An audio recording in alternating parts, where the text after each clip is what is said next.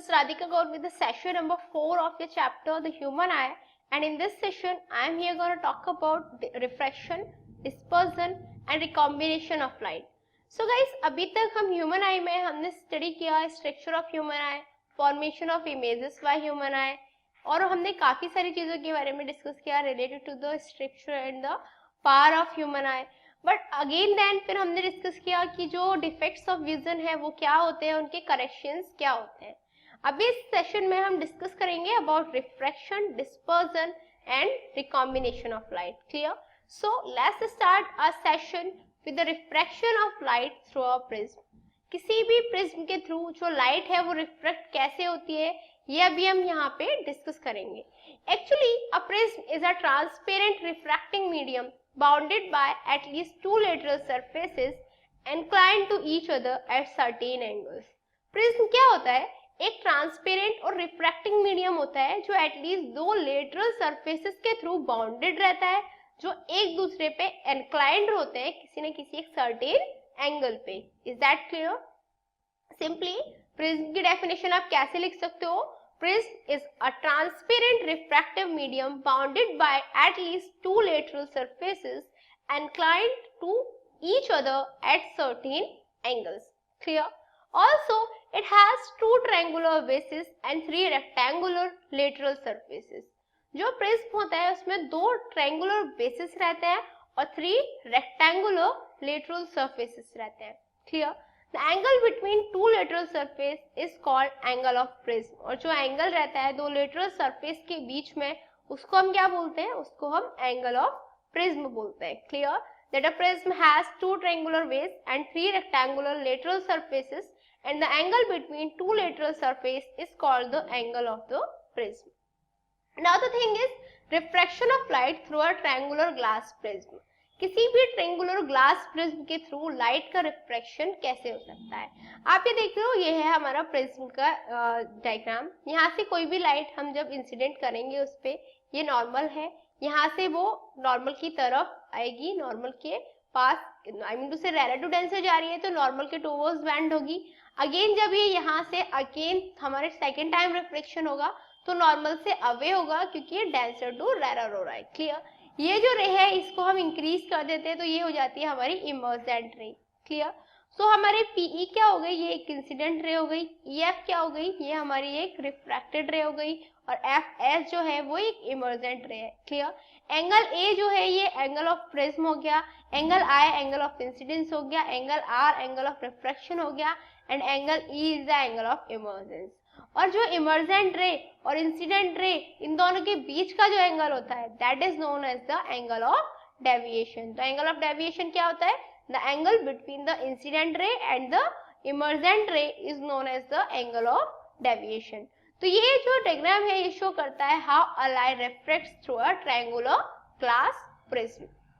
Now the thing is angle of deviation क्या होता है? अभी मैंने बताया था डी, वहां पे जो डी था वो क्या था? एंगल ऑफ डेविएशन था. Clearly actually it is the angle eight which the emergent रे मेक्स विद द इंसिडेंट रे.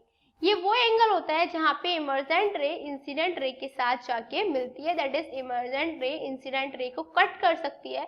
और वी कैन से जहाँ पे इमर्जेंट रे और इंसिडेंट रे एक दूसरे को ज्वाइन करती हैं वहां पे जो एंगल फॉर्म होता है that is known as the angle of deviation.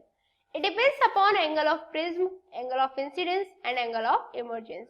जो angle of deviation है वो angle of prism, angle of incidence and angle of emergence तीनों पे ही depend करता है. Clear? समझ में आपको angle of deviation क्या होता है?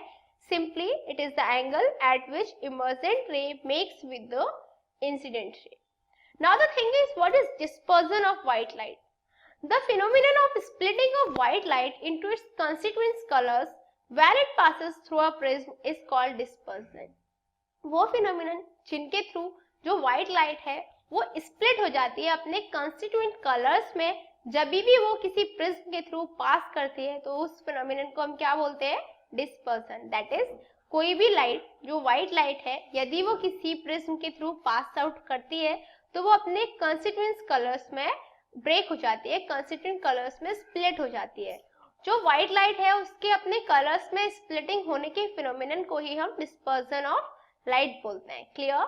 that the phenomenon of splitting of white light into its constituent colors when it passes through a prism is called dispersion.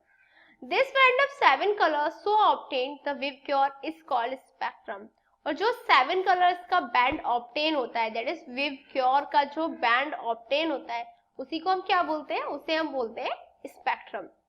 VIBGYOR तो ऑब्वियसली आपको पता ही होगा, 7 colours of the rainbow. Clear? तो ये जो बैंड होता है 7 कलर्स का, इसको हम स्पेक्ट्रम बोल देते हैं.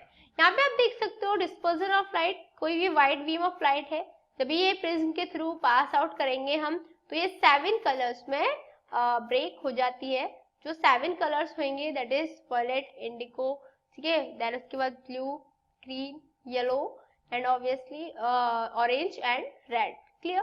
ये जो विबग्योर के 7 कलर्स है, ये जो बैंड फॉर्म करते हैं, that is known as the spectrum of the light. Clear? तो अभी हमने स्टडी किया about dispersion of white light by the glass prism. इसके बाद आता है जो डिस्पर्जन है उसका कॉज क्या होता है. What is the cause of dispersion? Actually, light rays of different colors travels with same speed in vacuum and air, but in any other medium they travel with different speed and bend through different angles, which leads to the dispersion of the light. जो भी light rays होती हैं different colours की, वो vacuum में और air में same speed के साथ ट्रेवल करती हैं. लेकिन जैसे ही मीडियम चेंज होता है, दैट इज वो दूसरे मीडियम्स में डिफरेंट स्पीड के साथ ट्रेवल करती हैं. जब वो दूसरे मीडियम्स में डिफरेंट स्पीड्स के साथ ट्रेवल करेंगी, तो ऑब्वियसली क्या होगा, जब एक मीडियम से वो दूसरे मीडियम में जाएंगी, तो क्या होगा, उनके जो एंगल्स हैं उनमें बैंड हो जाएगा. दैट इज वो बैंड हो जाएंगी through different angles. Different angles के थ्रू वो बैंड हो जाएंगी, which leads to the dispersion of light, जिसकी वजह से जो लाइट है उसका डिस्पर्जन हो जाएगा. Clear? That light rays of different colours travel with the same speed in the vacuum and air, but in any other medium they travel with different speeds and bend through different angles, which leads to the dispersion of light. There is a note for you guys. Red light has the maximum wavelength and violet light has the minimum wavelength. Red light की जो wavelength होती है वो maximum होती है, जबकि जो violet light होती है उसकी जो wavelength होती है वो minimum होती है. Clear? That is जो red light है उसकी जो wavelength है वो maximum है, जबकि जो वायलेट लाइट है उसकी वेवलेंथ मिनिमम होती है. So in any medium red light travels fastest and deviates least. इसीलिए किसी भी मीडियम में जो रेड लाइट है वो फास्ट ट्रेवल करती है और कम डेविएट होती है. दैट इज ट्रेवल वो फास्ट करेगी और डेविएट कम होगी, while violet light travels slowest and deviates maximum. जबकि जो वायलेट लाइट है वो स्लोएस्ट ट्रेवल करती है और डेविएट मैक्सिमम होती है. Is that clear to you? Now talking about recombination of white light. Actually, Newton showed that the reverse of dispersion of light is also possible. Newton ने हमें बताया था डिस्पर्जन ऑफ लाइट के बारे में. Same उन्होंने ये भी बताया कि जो डिस्पर्जन ऑफ लाइट है उसका रिवर्स भी पॉसिबल है. He kept two prisms close to each other, one in erect position and other in inverted position. उन्होंने क्या किया, उन्होंने दो प्रिज्म को एक साथ रखा, एक को इरेक्ट पोजीशन में रखा, सीधी पोजीशन में रखा, वहीं पे दूसरे को इन्वर्टेड पोजीशन में रखा. Clear? And the light gets dispersed when pass through the first prism. जैसे ही फर्स्ट प्रिज्म से लाइट को पास आउट किया, उन्होंने व्हाइट लाइट को पास आउट किया, वो डिस्पर्स्ड हो गई अपने 7 कलर्स में. And the second prism receives all the 7 colour rays from the first prism and recombines them into the original white light. तो उस केस में क्या हुआ, जो सेकंड प्रिज्म था उसने सारे 7 कलर्स को रिसीव किया. फर्स्ट प्रिज्म से जो भी 7 कलर स्पेक्ट्रम बना था उसे सेकंड प्रिज्म ने रिसीव किया और रिसीव करके वो अगेन से उसने रिकम्बाइन कर दिया उन्हें into the original white light. Clear? कैसे, ये आप इस ऑब्वियसली देख सकते हो, मैं अभी आपको फिगर भी दिखा दूंगी. But the thing is that this observation shows that sunlight is made up of 7 colour. यही जो ऑब्जर्वेशन है इसी ने ये शो किया कि जो सनलाइट है वो 7 कलर से मिलके बनती है. And any light that gives spectrum similar to that of sunlight is called white light.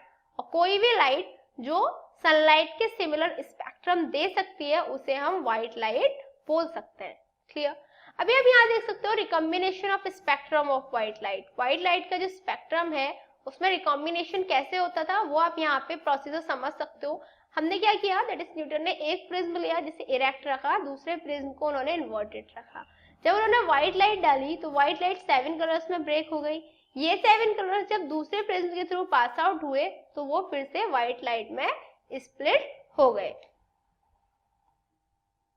तो ऑब्वियसली आप यहाँ पे देख रहे हो व्हाइट लाइट पहले 7 कलर्स में चेंज हो रही है, देन वो 7 कलर्स अगेन से व्हाइट लाइट में चेंज हो रहे हैं। तो ये क्या हुआ, रिकॉम्बिनेशन ऑफ लाइट को शो करता है। क्लियर। अब इसके बाद हमारा एक और लास्ट फिनोमिनन आता है डिस्पर्जन से related, that is rainbow. Actually rainbow is a natural spectrum appearing in the sky after a rain shower. जो रेनबो क्या है, रेनबो एक नेचुरल स्पेक्ट्रम है जो स्काई में अपीयर होता है आफ्टर अ रेन शॉवर। किसी भी रेन शॉवर के बाद में स्काई में एक स्पेक्ट्रम शो होता है, that is called the rainbow. It is caused by the dispersion of sunlight by tiny water droplets present in the atmosphere. जो रेनबो है वो किसकी वजह से होता है, जो सनलाइट है उसके डिस्पर्जन की वजह से होता है। जो भी टिनी वाटर ड्रॉपलेट्स हैं उनके थ्रू जो सनलाइट है उसका डिस्पर्जन होता है और उसी की वजह से जो रेनबो है उसका फॉर्मेशन हो जाता है। Is that clear? That a rainbow is a natural spectrum appearing in the sky after a rain shower, and it is caused by the dispersion of sunlight by tiny water droplets present in the atmosphere. Also, a rainbow is always formed in a direction opposite to that of the sun. Rainbow हमेशा उस direction में form होता है जो direction सन के direction के opposite रहती है। क्लियर?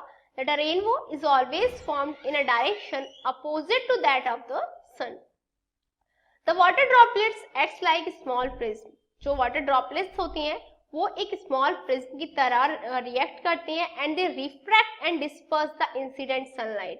और ये क्या करती हैं, जो incident sunlight है उसे refract करती हैं and disperse करती हैं। जब incident sunlight को refract and disperse करती हैं उसके बाद में क्या होता है, then reflected internally, उसके बाद में वो क्या करते हैं, उन्हीं sunlight जो refract किया जिन्हें उसने डिस्पर्स किया उन्हीं रेस को वो अगेन से इंटरनली रिफ्लेक्ट कर दे। दैट इज यहाँ पे 3 फिनोमिनन हो गए रेनबो में। पहले रिफ्लेक्शन हुआ, देन डिस्पर्जन हुआ, देन इंटरनल रिफ्लेक्शन हुआ and after that finally refracted again. उसके बाद अगेन से वो रिफ्रैक्ट कर देती हैं when it becomes out of the rain drop, when it comes out of the rain drop, जैसे वो रेन ड्रॉप से बाहर आता है। Clear? And due to the dispersion of light and internal reflection, different colors reach the observer's eye. Light के dispersion की वजह से और इंटरनल रिफ्लेक्शन की वजह से ही जो डिफरेंट कलर्स हैं वो ऑब्जर्वर की आई तक पहुंचते हैं। A rainbow can also be seen on a sunny day or by looking at the sky through a waterfall or through a fountain water with the sun behind you. Normally जो rainbow है हम उसे sunny day में भी देख सकते हैं। कैसे? हमें क्या करना है, एक सिचुएशन बनानी है कि हमें स्काई को देखना है किसी वाटरफॉल के थ्रू या वाटर फाउंटेन के through with the sun behind you, but the condition ये रखनी है कि जो सन है वो आपके पीछे हो। यदि आप ऐसे सिचुएशन बनाएंगे तो आप नॉर्मली सनी डे में भी रेनबो को ऑब्जर्व कर सकते हैं। Is that clear to you? So by the way it's a time for challenging question mark and today's question is which part of eye can be donated after death? Death के बाद आई का कौन सा ऐसा part है जिसे donate किया जा सकता है? You have to answer that and your time to start now. 1 2 3 4 5 time's up. So have you answered this in your mind? Let's check out. Actually cornea, yes, cornea can be denoted after death. Death के बाद जो cornea है उसे denote किया जा सकता है और जो कॉर्निया है वो ऑब्वियसली उसे डोनेट करेंगे तो ऑब्वियसली जो पर्सन है जो उनको कॉर्निया की रिक्वायरमेंट होगी उनकी हेल्प हो जाएगी। तो इट्स बेटर कि हमें ऑब्वियसली डेथ के बाद जो कॉर्निया है उसे डोनेट कर देना चाहिए। It is not denote, it is donate. Okay, so you have to remember that cornea can be donated after death. So what did we learn today? आज हमने क्या स्टडी किया? आज हमने स्टडी किया about refraction of light, about dispersion of light and about recombination of light. Along with that हमने rainbow formation के बारे में भी डिस्कस किया। I guess this was enough for this session. In next session we are gonna discuss more about this chapter. Till then